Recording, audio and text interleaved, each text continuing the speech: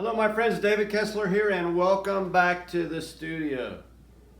It's part 3 of a multi-part series on my painting process, my abstract painting process. Now, we've done the 2 previous videos. In the first one, we talked about the materials, right? Gessoed canvas, have a little texture with the gesso, natural bristle brushes, golden heavy body paint, some fluid, some golden fluid paint. Okay.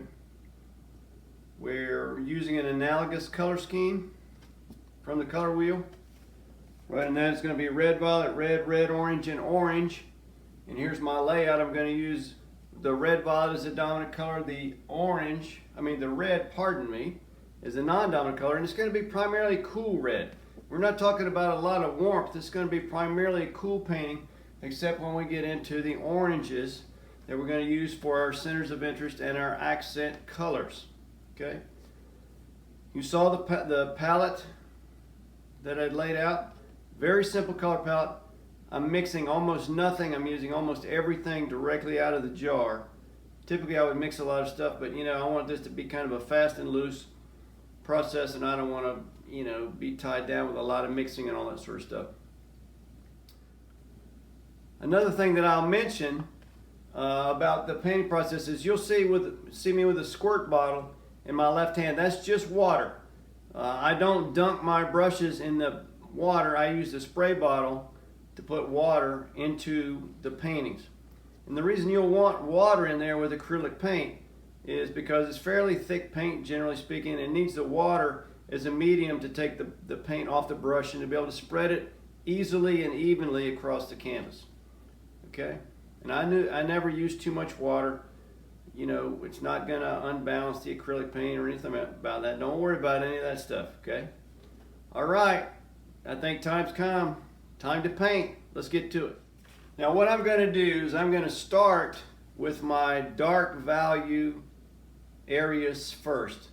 I'm going to put that in, then I'm just going to work from there to help create, a balance of values as well as some center of interest in the painting. Okay? I'm going to follow along with this as best I can because these are my intentions for the paint color. I'm going to start with a 3-inch brush. All right? Let's get to it.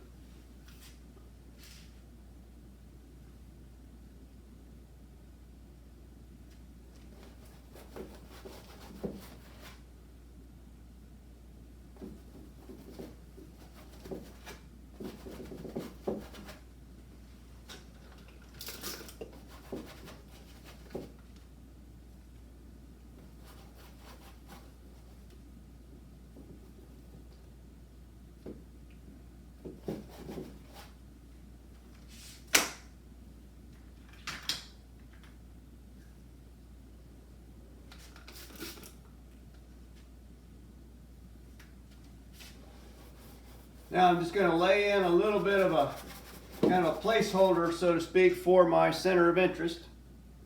Right? And I can come back and refine that a little bit more later, and we'll certainly do that. Going to get these edges softened up a little bit. Maybe I want to do something here. I don't know yet, but I'll put that in there.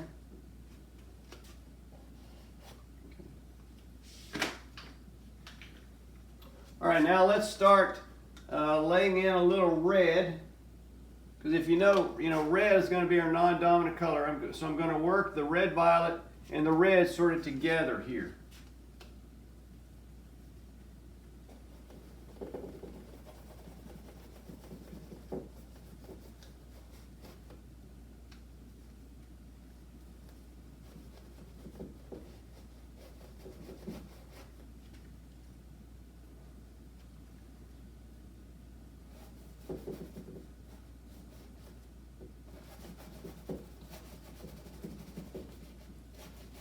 One of the things I know that I need to do early on is work these edges. I've got to work these edges of the dark shape, because if I don't work these edges quickly, right, and start working the painting out, then what's going to happen is these edges are going to dry and I'm going to have a hard edge everywhere, and that's not what I'm looking for.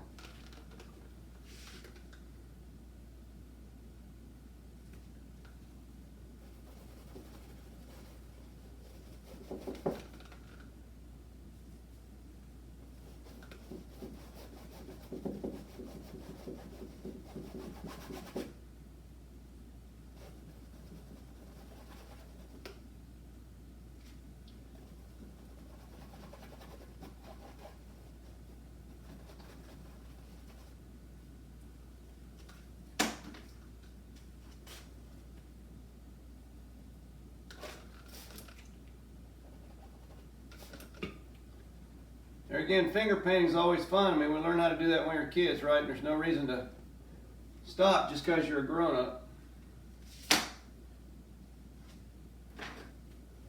I've got a little scraper here I'm going to use to... It's just an old brush that I've cut the handle off of.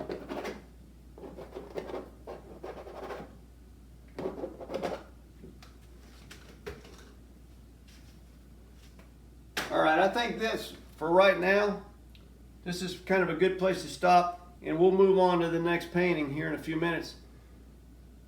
In the next video, rather. So what I've done is I've laid in my dark value shape.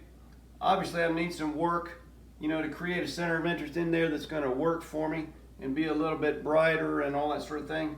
I'm trying to work a little bit of this red, a little of the cool red into the painting.